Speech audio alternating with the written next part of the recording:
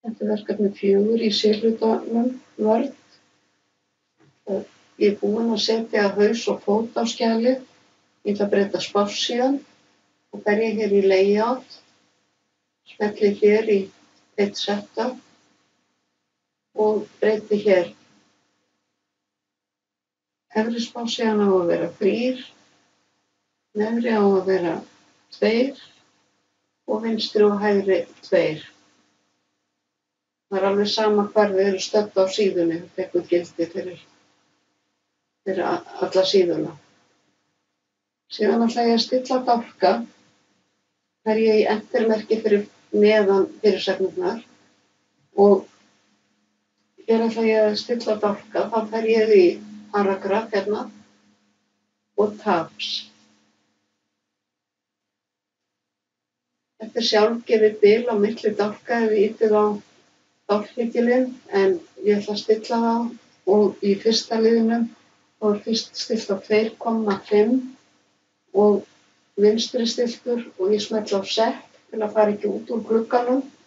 Síðan er næsti dálkur stilltur á 5 og set og síðasti á 7,5 set og OK. Ef við fáum villumeldingu af því við erum að skrifa 7,5 eða 2,5 þá þurfum við að setja punkt í staðinn og breyta stillinguna hjá ykkur eins og er sýnt á forsíðunni á heimasíðunni minni. Ég segi hérna OK og það er ágætt að hafa reglustikuna sýnilega og farið hérna í view og hakið við ruler og þá sjáum við ef við erum stödd hérna í entermerkinu að hérna eru dálkarnir stilltir eins og þið gerðuð áðan. Nú ætla ég að skrifa hér,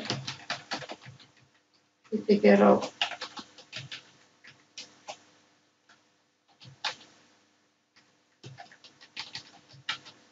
og leið og ég ýti á enter að þá erfist dálkstillingin, hún heldur áfram í næstu línu.